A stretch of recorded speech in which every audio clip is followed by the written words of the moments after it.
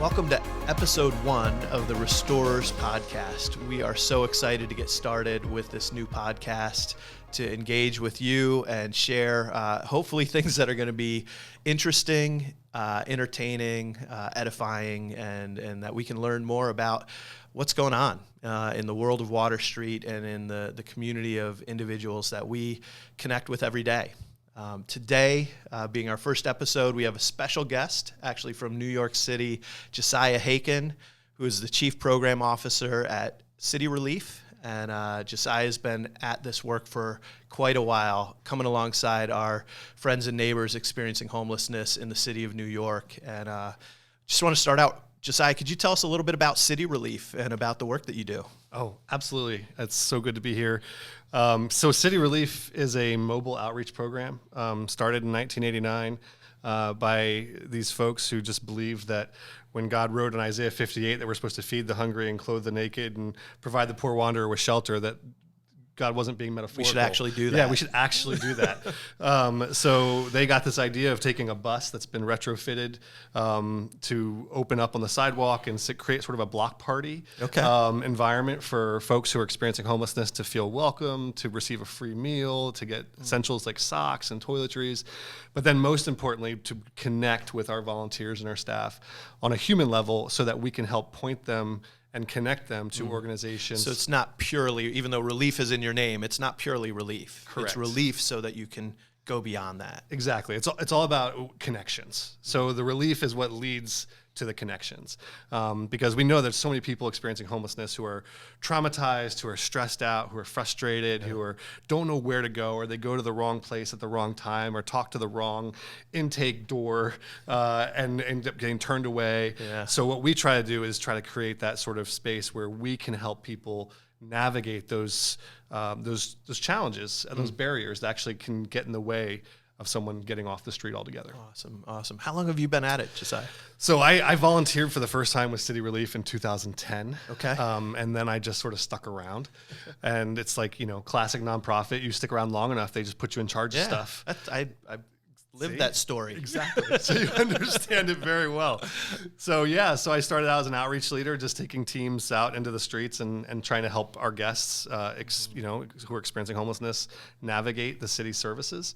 And I've been at it ever since. So now, I lead our volunteer team, our outreach teams, and our follow-up care teams, and then our community partnerships team. So.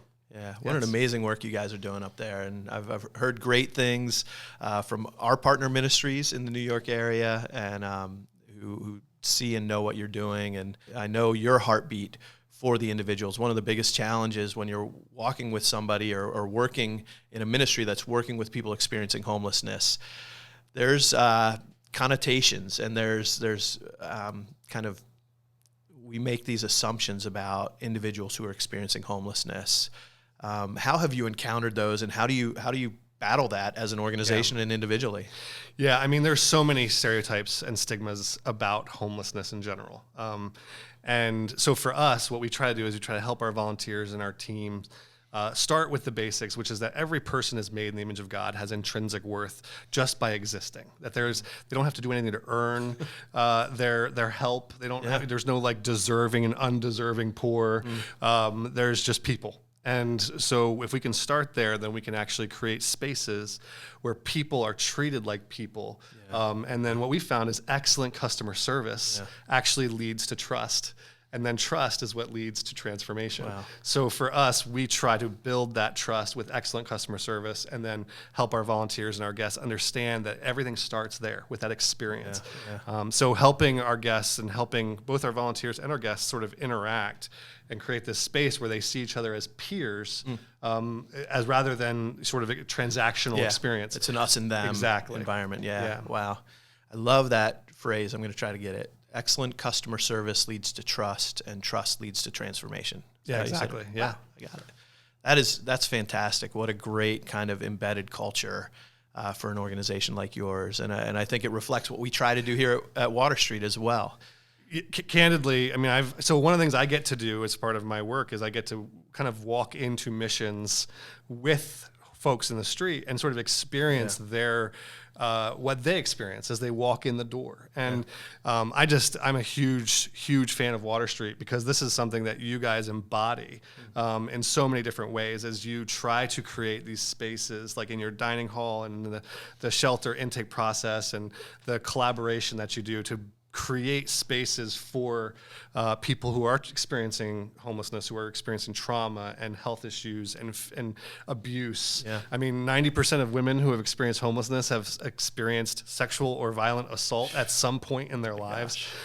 So you're dealing with the reality where if you create spaces where guests can come in and feel safe and feel welcome and feel dignity, it's transformative. Right. And so I feel like that's what you guys embody here at Water Street. And so like I've been cheering you on from a distance ever since I met your team, I think at one of the Citygate conferences. And I've just loved the way that you guys have intentionally created that space for our homeless neighbors. Yeah, and that is something that it was an intentional shift that we made. So I think for years, we've always tried to focus our services and our relationships in that way, where we value the individual as they're an individual created in the image of God. They're worthy of value and dignity and respect. And I think our staff has carried that well for decades, to be honest. Way predating me, that's been the heartbeat behind Water Street. Our facilities haven't always communicated that. And I'm so grateful that over the last several years, because of our partners and supporters in the community, we've been able to completely transform our campus. And we just walked through the Providence shelter. It makes all the difference. I mean, I can't even tell you. So I've had people who I think of one guy who I walked into a shelter with.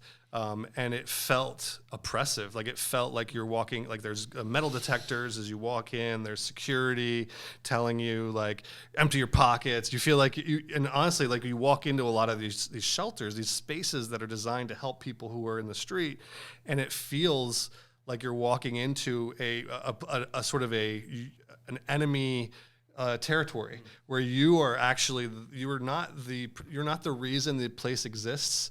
You're actually the reason the place needs to exist. So, like you're almost like a chore, or the person feels like almost like a dependent.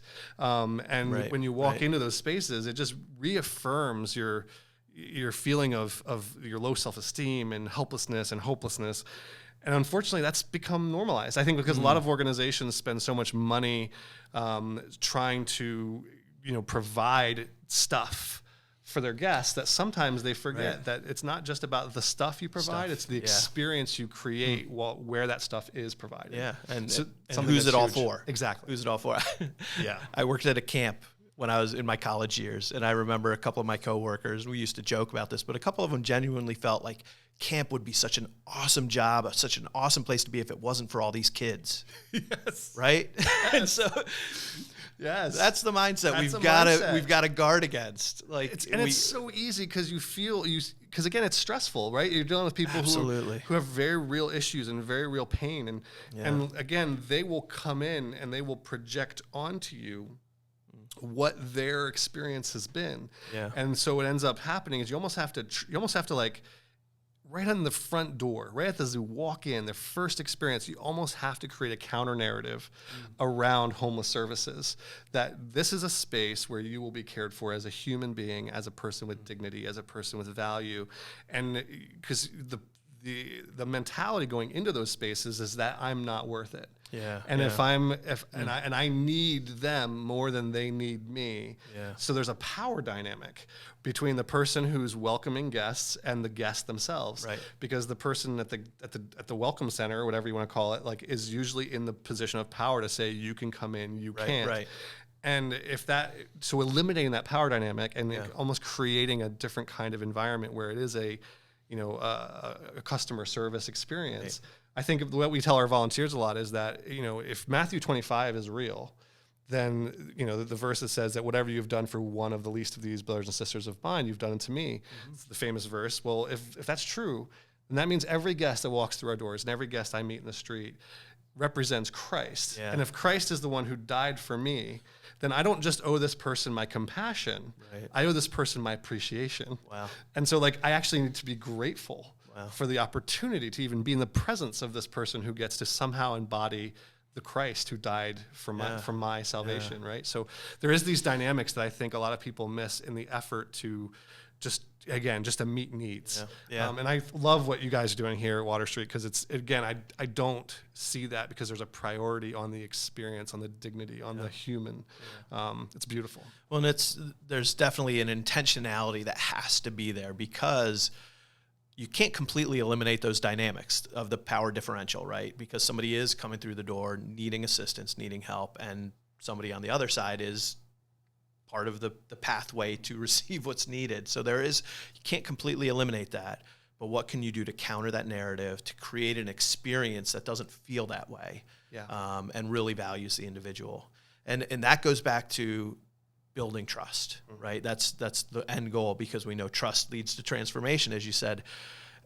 As you've walked along and doing outreach and connecting with people on the street, that inability to trust, how have you seen that manifested? And talk about that challenge. I'd love to hear how you've worked to overcome that challenge of building trust. So there's a couple easy ways. So for the first of all is, I think, showing the people that you serve or that you engage with that you're there by choice, that you want to be there, that we're actually here. So like creating an environment with your teams and your staff and your volunteers that's like, this is an experience that's fun, this experience that's light. We want to set the mood. And so like if you walk in, I tell volunteers, I'm like, look, and if you're having a really bad day, if you're grumpy, if you have a big test tomorrow, let me know so I can put you somewhere in the back so that you're not going to ruin the experience for our guests who probably are going on. You can months. Still help, but just don't talk to anybody. Don't talk to anybody. Because it's true. Because when you have that experience, someone walks in the door. I know I've had this experience going into a restaurant or going into a hotel or whatever, and I walk in the door and I'm like, excuse me, like I'm here, like, and there's a person behind the desk who's like, next, I don't want to help, and it just makes you feel like really down. It makes you feel like you're wasting that time. So creating that space that's like smiling, making it fun. Music. One of the things we've discovered is that using music at our outreaches is a great way to sort of set the mood, and have our guests dance and feel light and free and feel normal. And so for that, I think that's part of the building trust, is establishing that space. And then I think a couple other things that come to mind are honesty, being honest with your guests. So I found that sometimes people treat their homeless guests almost like children, sort of paternalistic almost, like, okay, so you don't really understand the dynamics of my job, so I'm not going to explain it to you. So like, for example, if I run out of something on the street and then a person comes up and is like, hey, I came out, I waited in here and you guys didn't call my name and I didn't get the socks that I wanted, they're frustrated, and I'd be like, look, man, I'm really sorry. Honestly, we just ran out. We brought 200. You weren't here. I gave it away to somebody else. I know it stinks. Maybe I can try to help you next week by setting a pair aside. But like taking the time to explain why someone is getting turned away, why the situation isn't good, and then being ready to admit, I screwed up. I just messed up. I was supposed to have this for you. You're allowed to do that? You're allowed to do that. Explain Absolutely. that you made a mistake or you messed up. Yeah, it's rocket science, right? Wow. I mean, but that goes to being honest, which again, I think a lot of folks in homeless services forget. They forget that you can just be honest. Like this situation stinks. I'm doing my best here. So that's a key thing. And another thing I think is consistency. I think I invented this word for a workshop I did a while ago called compassioncy, like being compassionate consistently. So like when that person walks up and says like literally no shirt, no shoes, and you have this, a lot of missions or a lot of programs have all these clothes, but they'll say, sorry, we can't help you because it's not the right time, because you're not here between the hours of 2 and 4, and that's when we give out clothing. And so I'm sorry, we can't help you. Instead of saying, okay, this person is in genuine need, we need a framework where we can be consistently compassionate, which means that we're making exceptions for people who need them, but we're doing it in a way that's consistent, that doesn't set us up for failure. But isn't making an exception, that's inconsistent. Unless you have a framework for those exceptions. Is it about consistency to the program and the schedule and those things, or is it consistent to the principles of why we're doing this in the first place? And is there a process that your team can create that will allow for those exceptions? So for example, if I am going to give something outside of the normal hours, I can maybe have a checks and balance situation where I can connect with another staff member, create those systems. We're like, okay, so we're going to do this once a month. We're going to get his name. We're not going to make this exception next time. Yeah. Anyway, communication also. And I'm guessing that, you guys with the amazing environment that you create and the heart behind the service and everything, then usually everybody who comes and receives help from you is incredibly grateful and immediately trusts you and is ready to take the next step on their journey, right? Oh, everybody. Absolutely. 100%. No, not even close. So it's not about that. No. Trust takes something more. Exactly. No, 100%. And so, and that's where it's the consistency side of things also, of saying, like, we're here at the same time.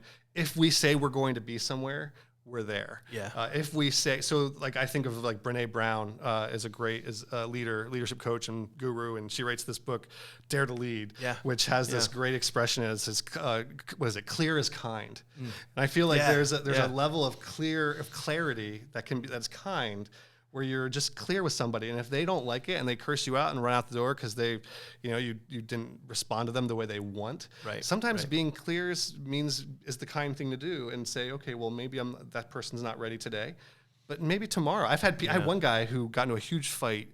He came back the next week and apologized to me for the interaction. And so I think that creating an environment where people who maybe they get triggered, maybe they have a bad day, maybe there's someone else there who's also having a bad day, and the two things collide. But if you can create a space where that individual knows they are loved in spite of what they've done, in spite of messing up, they will come back sometimes, and you'll actually have a second shot at it. Yeah. And so creating those opportunities after opportunities. It's not always the first contact. It's rarely, almost never, to be honest. Yeah. But it's over time. And we even see that at the phase where they're coming into shelter. Yeah. It's often not their first time in shelter with us is not the time when we see significant progress. That's a place where we can begin to establish the standard of, like, you're going to be cared for here. You're going to be loved. You're going to be treated with value and dignity. And then it may be a season out, and then they come back and they're like, okay, and they treated me the same way again. Yep.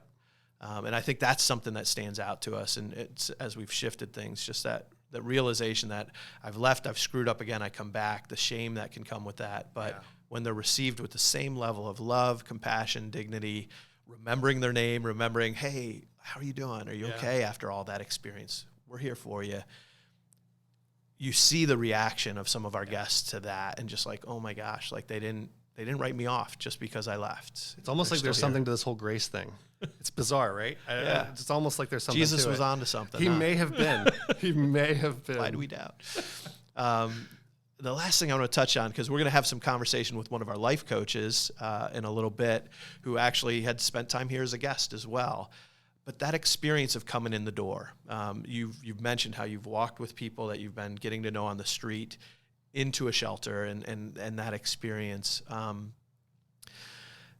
Beyond the physical presentation, what are some of the things that you feel are critical? So doing outreach, all those principles, but when somebody comes in the door to a shelter, what are some of those things that are maybe we can learn from you that are critical for our guests in those first few days, first few weeks that they're with us? Yeah, I love the environment that you've created here in terms of just walking in the door and the sense of it and the feeling you get and the intentionality around that. I think that makes a huge difference. I also think that being consistent with what you can expect. I think so. One thing I think about is how restaurants a lot of times have their hours posted on the door, and there's like a very clear understanding of like if they're closed, they're closed. So I missed it, and I think a lot of times even missions and shelters sometimes don't want to post hours, or there's like this concern about a line forming, or there's these other dynamics. But the problem is that when you don't have that clear sense of, okay, so I need to be here, I'm in the right place. How can I affirm to the guests as they walk in that they're not lost? And so creating that navigation. For people, that's really clear. Like, oh, I need to be at this place if I'm looking for this service. So I also think like having staff who are super friendly be the first point of contact. I mean, I was kind of joking about the volunteer thing, but it's true. You walk in and you don't have that experience where you feel seen and loved. It's really difficult to overcome that. You're fighting uphill the whole way. So I think that first walk in, understanding what's available, being communicated to as a person, I know for example, one quick thing is I walk into a place with a guest, and a lot of times the welcome person will talk to me, and I'm like, no, you need to talk to my friend here. This is Steve. Steve actually needs a place to stay. Can you please talk to Steve? So addressing the guest as the focus of the that's who you're building a relationship with. That's who you're going to walk with. That's a great insight, and a lot of that ties back to what you shared before about clear is kind. Yeah. And clarity of expectations, clarity of what's going to really be available, and then treating people with dignity and respect. Man, I would like to talk for like another half hour, 2 hours. There's so much going on in New York with City Relief. There's so much we can learn from your experiences on the street. I appreciate you joining us today, Josiah.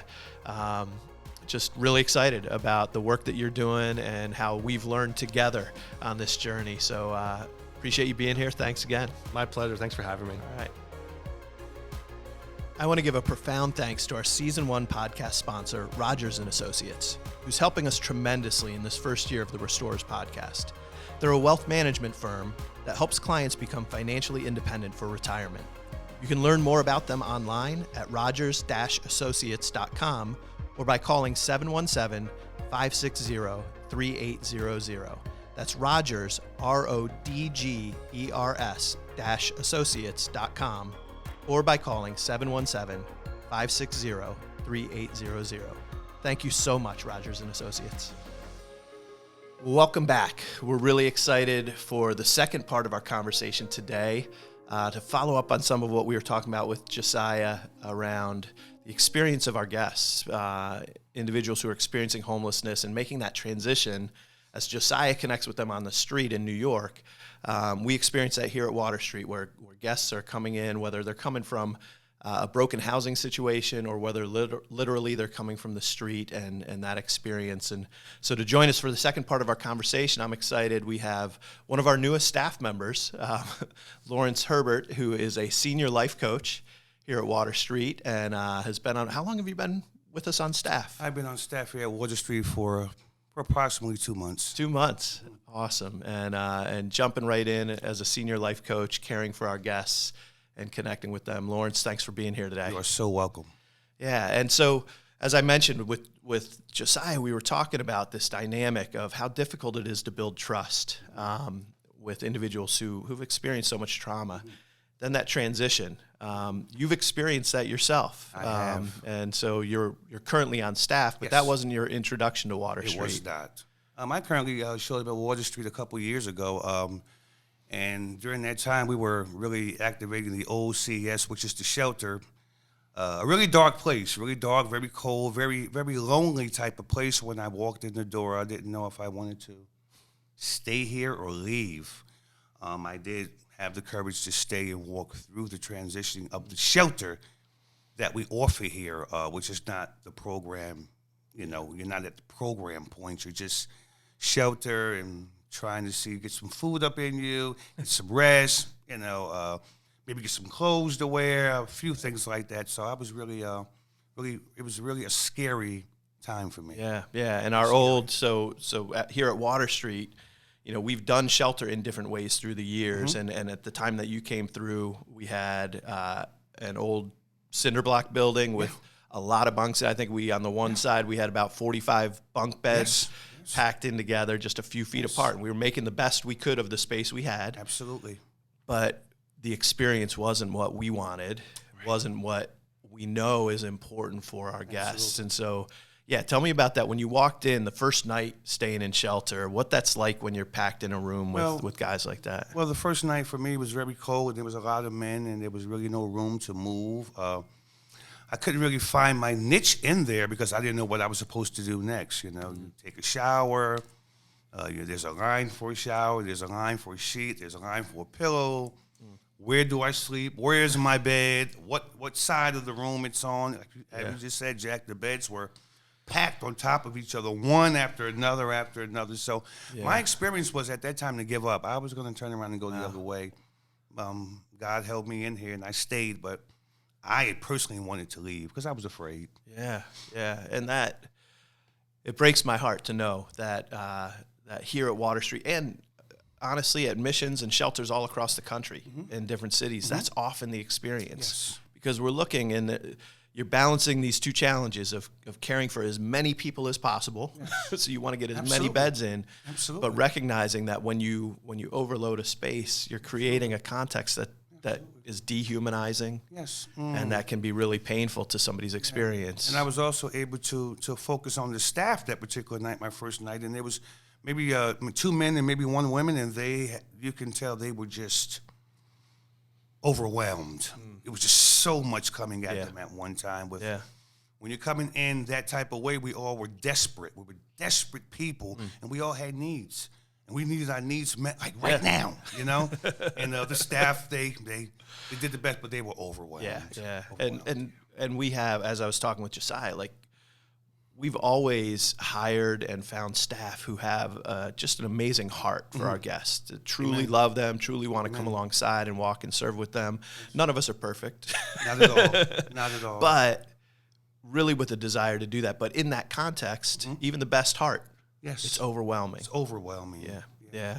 Now, you've had the privilege to then walk with us and now come back on staff. I have. And see the new environment. A year and a half ago, we opened up Providence Shelter. Yes. And maybe you could give us a contrast. What's it like now? You're not walking in there to sleep, but you know that experience, and now you're walking with some of our guests in that. Well, we're definitely in a different place. And I was homeless, so I understand the homeless situation. But when a man or a woman walks into Water Street today, I don't know if that same fear is there as it was a couple years ago. Right. What I see now, because I have an opportunity to work in Providence maybe once a week, there's safety, there's comfort, there's smiles, there's hope, there's even unity in there now. It's a spacious building, you know. You have men on one side, women on the other. There's bedding, there's snacks, there's toiletries, there's towels, there's central air. Yeah. In a shelter. Yeah. There's always enough staff. We even have, or I say we because I'm part of this. Yeah, you are. We have comfort rooms for them, like sanctuary rooms where they can go if you're not able to sleep. You want to read the Bible. We have rooms for them set off where they can do that. Yeah. So the word now would be when they walk in, safety. Safety. That's so important, man, because that's what's lacking, right? In that whole transition phase, you've lost your home, you've lost your apartment, the relationship breakdown that leads to having to walk into a shelter. Absolutely.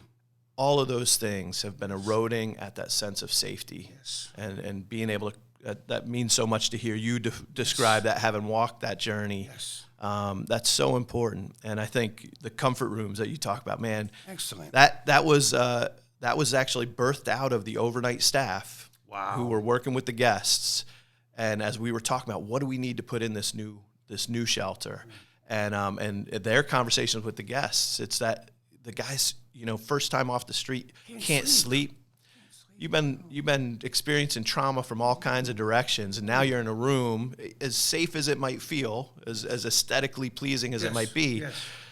You're not going to sleep normal, and so having that ability to kind of like not just be shushed to be, hey, you got to be quiet for everybody else's sake. You have a place you can go. You can go over here, chill, calm down, read a book, read the Bible, listen to a little music, and then settle down when you're ready. And that also serves a great purpose for our guests who are working, right? Because some of our shelter guests, they've got jobs. They may be getting off at 1 a.m., come into a room where everybody's already in bed and expecting them to climb in bed and go to sleep right away. None of us do that at home. So having that comfort room where they can take that time, that's a big piece of it. Yes. So I'd love to hear if in your 2 months back, have you seen among our guests, and feel free to share a story if any come to mind, of a guest who that difference, that feeling of safety and just how the environment has changed here has impacted their openness, their willingness to trust and connect with staff. Well, yeah, I think because of the way that they come in the door now, from the door we're winning. Because when they walk in now, they're not just walking in hopeless, or some of the words they might use for the mission, because of the word mission. So I don't know if we carry that stigma anymore. It's more like when they come in and they want more of what we're offering because of the attraction when they walk in. It almost says, we have more for you. we have more than this. Yeah. The relationships here down in the shelter are truly relationships today. Yeah. Guys are bonding, and they're bonding with staff. We used to be almost like the enemy, but now we're like their friends now. They come to us, they talk to us about their children, about going upstairs is the big conversation now. Yeah. Because I work in residential. Yeah. Going upstairs is the biggie. Lawrence, what do I need to do? When can I see you? When do I have my assessment? All that stuff's important because they want more of what we have to offer as pertains to before. They leave the shelter, go out, drink, get drunk the whole day. Now they're not doing that. They're trying to stay close to us because they want more of what we have to offer because of the attraction when they first came to us. It says more.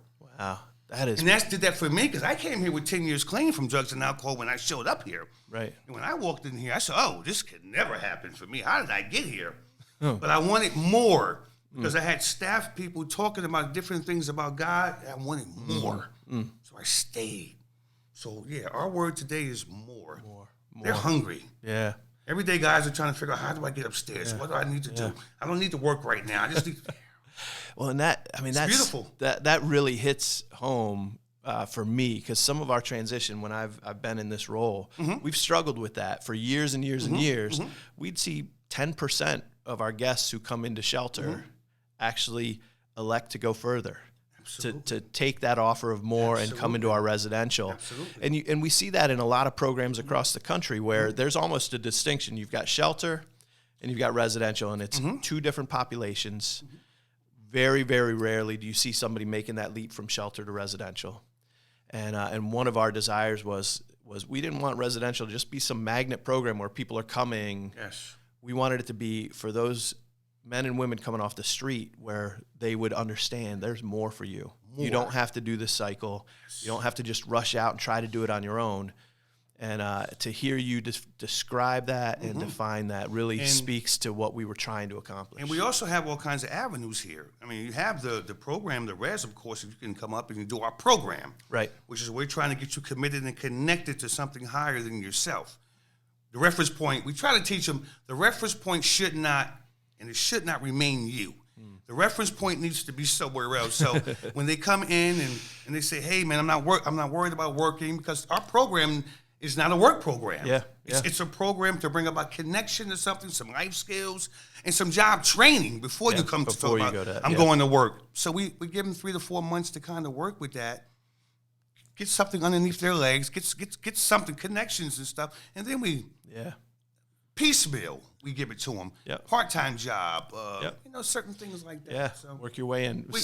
Work your way in. And it's safe to fail. It's safe you're to here. fail.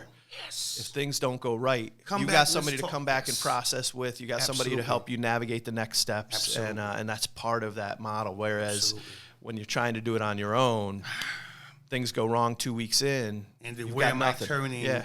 So we give them the room for failure because failure is part of life. It's part of our process. But hey, come talk to me about it. Let's see if we can revamp your plan, and we'll go another direction. I had the opportunity even here at Water Street to go to college. I never went to college before. See, I came here and it opened where I had a revelation here where it said, hey, your talents are being wasted somewhere from the staff here. You would be good doing this, and that. Yeah. That happened for me here. Yeah. Well, and we're grateful that turned into you coming back. I am back. And being in this role and coming back in this way where you can serve and love on others and find that same thing to speak into their lives. What a blessing. And we are so grateful for you, Lawrence, for the work that you're doing with our guests.